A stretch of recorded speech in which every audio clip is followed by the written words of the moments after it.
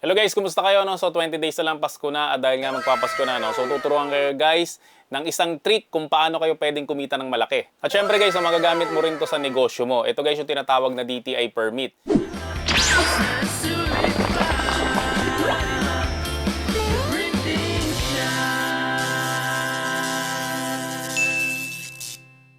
Ang DTI permit kasi guys, isa yan sa mga proof na legit ang iyong negosyo. Kasi guys, hinahanap nila sa may DTI yan kung nakarehistro ka ba doon. Pero karamihan guys sa mga negosyante na wala silang DTI permit kasi iniisip nila na mahal to, ano kaya mahirap maglakad nito, o yung iba naman guys is nasa probinsya at hindi nila kayang pumunta sa may DTI. Guys, sa vlog na to guys, nagtuturo ko sa inyo no, kung paano ba kayo kumuha ng DTI permit nang hindi kayo maalis ng bahay nyo. At ang maganda pa doon guys, no, pwede kang maglakad ng DTI permit ng ibang negosyante, tapos guys, sisingilin mo sila para kumita ka. At ganun rin yun guys, no? Maglalakad ka ng DTI permit nang hindi ka aalis ng bahay mo. So kung paano ginagawa yun guys, no? So video, pasok! So guys, para makapag-register tayo sa DTI no, nang hindi umaalis sa bahay natin. Syempre guys, ang unang-una natin gagawin, no, pupunta tayo sa may website ng DTI. No? So ang website nila is dti.gov.ph. So pag nandito ka na guys, no, ang susunod mo na gagawin ay scroll down mo lang siya. Tapos dito sa may banda dito, yung bandang gitna, nakalagay negosyo. Tapos ito, i-click mo lang to, apply for a business name. So pag na-click mo na siya guys, no, i-close mo lang to. Then i-click mo lang tong register now. Tapos syempre, meron silang terms and conditions. So bahala ka kung gusto mong basahin. Pero usually ako guys, di ko na talaga binabasa yan. So i-agree ko na lang. Tapos kapag na-agree mo na guys, ang susunod na makikita mo, ito, may nakalagay is owner's information. Are you a stateless person? So syempre, lalagay mo no. Are you a refugee person? Syempre, lalagay mo no. Tapos citizenship, syempre, Filipino tayo. Tapos lalagay ko lang yung pangalan ko. Marlon Vallador Ubaldo. Yan. So, kung wala kang middle name, kasi yung iba talaga, wala talaga silang middle name. So, pwede mo tong lagyan ng check para hindi na tanungin sa'yo kung ano yung middle name mo. So, susunod dito guys, no, itong suffix na to, ako not applicable or NA. Kasi guys, so, ginagamit to kung ikaw ay junior o senior. Ano kaya, the first, the second, the third, the fourth. So, yan. So, dyan guys, ginagamit yung suffix. Tapos, syempre, birthday. Then, civil status, gender. Tapos, kapag na-kompleto mo na to, susunod natin na gagawin is i-click natin tong next. Yan. So, tatanungin ka for confirmation. So, i-click mo lang yung proceed. Tapos, dito guys, no, tatanungin ka guys kung ano ba yung business scope mo. Ito guys, halimbawa, yung pangalan ng company mo, sa barangay nyo lang siya, pwede mo siyang i-register. Or for city or municipality, halimbawa ako, Quezon City.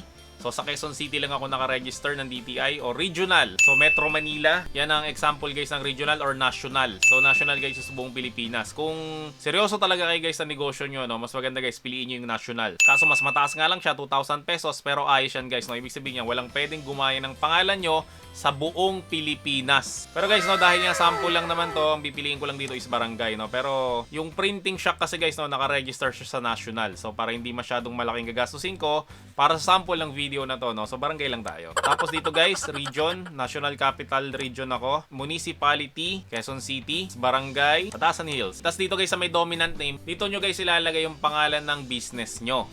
Dapat meron kayong 5 pangalan ng business nyo, no? Kasi usually dyan guys is meron na kayong mga kamukha. Tapos guys, no, please lang, isipin nyo yung business nyo na lalaki ng sobra. So wag yung papangalanan naman guys yung business nyo ng mga nakakatawang pangalan. For example guys, no, may mga nagpangalan sa printing shop nila ng printing ng ina mo. Nakakatawa siya, di ba, sa una? Pero guys, in the long run, no, pagsisisihan nyo yan. Kasi kapag lumaki yung business nyo, mataturn na pa yung mga tao guys, no? Kasi yung pangalan ng company nyo is parang katatawanan lang. Okay, no? So mas maganda guys, habang nag-isimula ka pa lang na maliit, ay isipin mo guys na yung negosyo mo ay lalaki, no? So gandahan mo guys yung pangalan ng company mo.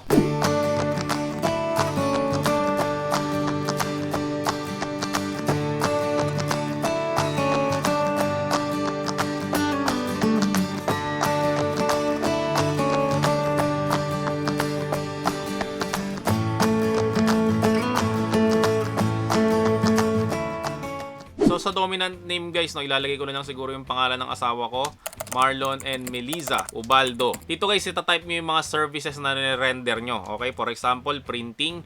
So yan, may lalabas na ganyan guys, no? So pipiliin ko na lang siguro Marlon and Melissa Ubaldo Printing Supply. Okay, so ganyan guys yung magiging buong pangalan niya. Ito, Marlon and Melissa Ubaldo Printing Supply. So kapag ka okay na sa yung pangalan na yan, gagawin natin guys is check name availability. So validate business name. So yan guys, hintayin nyo lang siya matapos. Yan, tapos lalabas na dito guys yan. Business name has no special character. So bawal guys ang special character. Kapag ka nagre-register ka ng business name, for example, yung end, ito, yung end na to, di ba, meron siyang end na yung symbol lang, no? So usually bawal talaga yun, no? Kaya nilagay ko guys is Marlon and Melissa Ubaldo Printing Supply. Pangalawa guys, dominant name does not contain descriptor. So yung descriptor guys, no, halimbawa nilagay ko dito sa may taas is Marlon and Melissa Printing Supply, tapos meron pa ulit dito Printing Supply, no? So magiging redundant na siya. So pumasa rin tayo doon. Pangatlo guys, no, business name has no offensive word content. Ito nga guys sinasabi ko sa inyo kanina, na kapag magre-register kayo is gandahan nyo yung pangalan ng business nyo, no? So pwedeng yung pangalan sa inyo,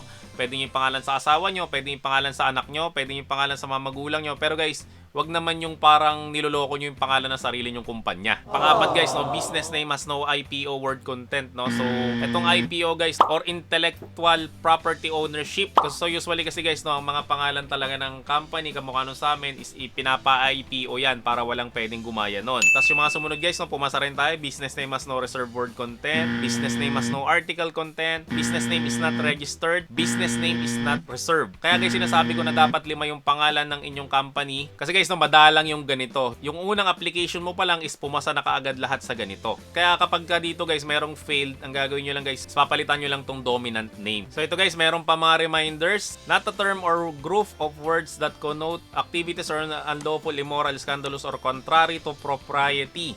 Yan, halimbawa nga yung boobs, massage and spa, no? So yung mga bastos nga ng mga salita, so bawal yon. So yung ibang reminders guys, no, kailan lang magbasa kasi masyado siyang mahaba.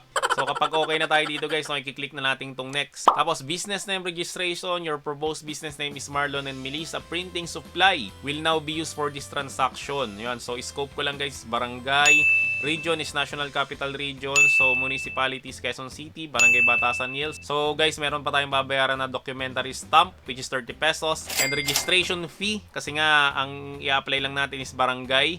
So, 200 pesos. Pero guys, katulad nga na sinabi ko kanina, no, mas maganda i-apply nyo guys yung tag 2,000 pesos o yung national para buong Pilipinas na kayo nakaregister. Okay, no? So, kaya ako ginawa ulit to guys na barangay lang, no? Kasi nga ito ay sample lang naman. So, yes ko na to guys. So, bibigyan tayo guys ng reference code. So, itatago nyo to. Tapos, i-click mo lang guys yung continue. Tapos dito guys, no? Ang gagawin natin dito, isasagutan ulit natin yung mga iba pang info. So, business address. Yan na. So, meron na mga nakalagay dito. So, sagutan nyo na lang guys, no? Yung house or building number ng address ng inyong company. Street address, area code, phone number, at syempre yung cellphone number. So, ako hindi ko na to sasagutan guys, no? Ito na lang mobile number kaagad. So pag may nakita kayong guys asterisk, no? So importante yan. Tapos email address, lagay ko na lang yung email address ng The Printing Shop, gmail.com. So owner's team guys, no? So sagutan nyo na lang rin yan. Tapos dito sa may resident address, no? Para hindi na kayo mahirapan, ang gawin nyo na lang guys is lagyan nyo na lang to ng check. Kasi ito pwede nyo rin siya sagutan, no? Other details, asset, capitalization, gross sales receipt, number of male employees, and number of female employees. Okay? So ito guys, hindi ko na sinagutan kasi again guys, sample lang to. Okay? So kapag gagawa kayo nito guys, so maganda sagutan nyo lahat yan. So pag ni-next nyo guys, no, lalabas ulit to. So gawin natin guys, no, i-next lang natin ulit. Tapos confirm and proceed. So meron ulit mahaba dito, no, nakalagay undertaking. So basahin nyo na lang siya guys, no, para mas maintindihan nyo guys kung ano ba yung nirehistro nyo. Then click natin guys ulit yung proceed. Ang susunod na lalabas guys is yung payment na kaagad. Okay, so nakalagay dito is processing fees 200 and documentary stamp is 30 pesos. So sa payment method guys, no, pwedeng GCash, Visa, Mastercard,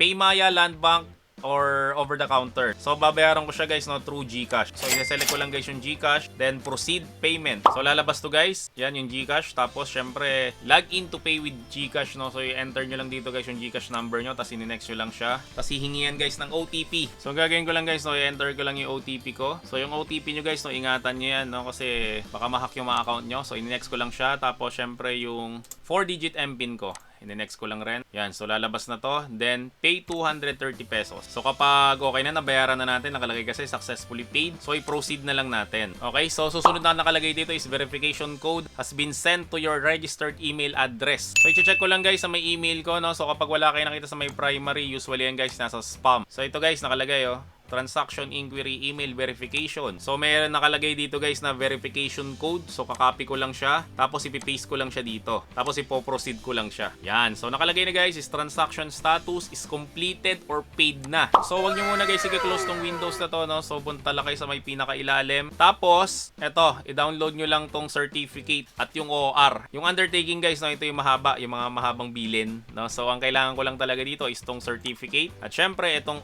official receipt. So ito ito na guys ang aking DTI permit. So this certifies that Marlon and Melissa Ubaldo Printing Supply, so pang barangay lang siya, is a business name registered in this office pursuant to the provision of Act 3883 as amended by Act 4147 and Republic Act 863. So yung nakalagay guys, no, nakaregister na ako sa DTI. Yan, Marlon Vallador Ubaldo.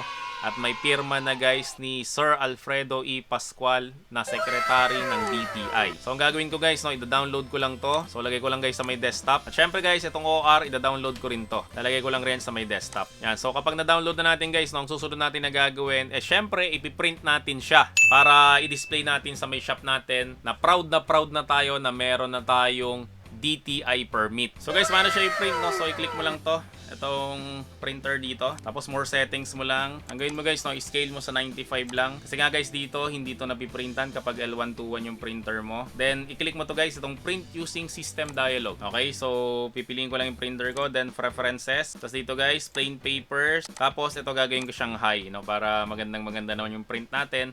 Tapos okay, then i-print lang natin siya. So itong OR guys, no, pwede nyo siyang i-print at pwede nyo rin siyang hindi i-print.